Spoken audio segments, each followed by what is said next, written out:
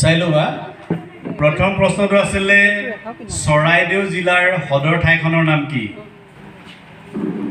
2 number Kumbhirgram বিমানবন্দৰ অসমৰ কোন জিলাত আছে 3 নম্বৰ